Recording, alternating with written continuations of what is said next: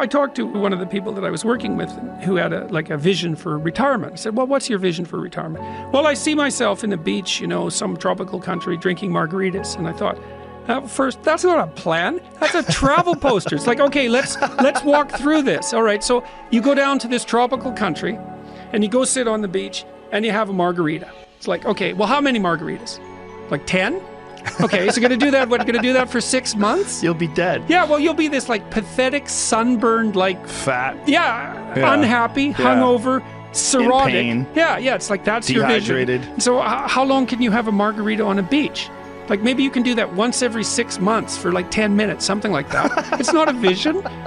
It's like this 16-year-old fantasy of paradise. It's like, well, and it just doesn't work out. So and the thing is that the thing that sustains people through life really is the lifting of a worthwhile burden. It's something like that. Yeah. And it's partly because we're social animals, right? It's like we're evolved to be useful to the people around us because they're much more likely to let us live if we're like that. Yeah. So, and it's been very fun especially talking to young men about this. It's like, well, and that's the other thing too, is I think the world is full of darkness, let's say. And we could say each of us have a little bit of light. And if we release that light, if we let it shine properly, Christ, it's too cliched to go on with in some sense, but the world is a lesser place if you do not reveal from within yourself what you have to reveal. And the fact that the world is a lesser place actually turns out not to be trivial. Like if you aren't everything you could be, more people will die, more people will suffer, more evil will be unconstrained, more tyranny will reign, more chaos will remain chaotic and dangerous, all of that. Do you mean this by this in the sense of the old proverb of the wings of a butterfly fluttering become a hurricane?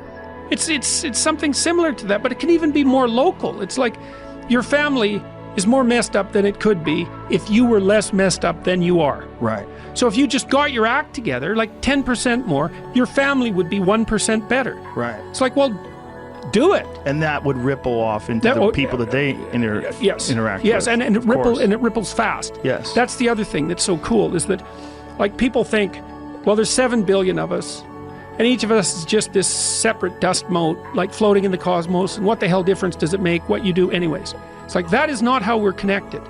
It's like, you're the center of a network.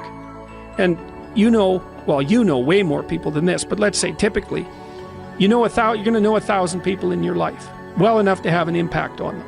Okay? And each of those 1,000 people is going to know 1,000 people. So you're 1 step from 1 million and 2 steps from 1 billion. And we are networked, technically. That's how human interactions work. And so when you do something that you shouldn't do, it's worse than you think. And when you do something that you should do, it's better than you think. And so you think, well, this is why I've been telling people, well, clean up your room. It's like, well, your room is actually networked too. It's not that easy to clean up your room, to set it. So you want your room to be set up so that when you walk in there, it tells you to be better than you generally are. It's organized, it's got direction, everything's in its place.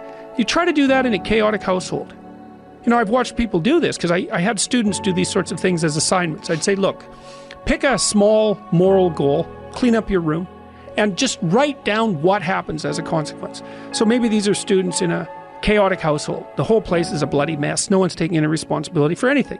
And so they decide they're going to start to clean up their room. And then the people in the household notice. Well, the first thing they do is get pissed off. It's like, who do you think you are? You think you're better than us? Why do you think this is worthwhile? Who died and made you God? All of that. So just by trying to organize this little part of their life, they immediately run into the people whose actions they're casting in a dim light by trying to improve themselves to some degree. They might have to have a thorough war in their household to be allowed to do something as simple as keep the room orderly. They find out very rapidly that A, that's way more difficult than it sounds, and B, that the consequences of it are far more far-reaching than people think. Maybe part of it is that everything around you is full of potential. Everything. Maybe more potential than you could ever possibly utilize. And so maybe all you have is this little rat hole of a room in some rundown place in the world. It's like, fix it up. There's more there than you think. See what happens if you fix it up. And you'll fix yourself up simultaneously because you'll have to get disciplined in order to fix up the room. And then you have a fixed up room and you'll be a more fixed up person. It's like, You think that nothing will happen as a consequence of that?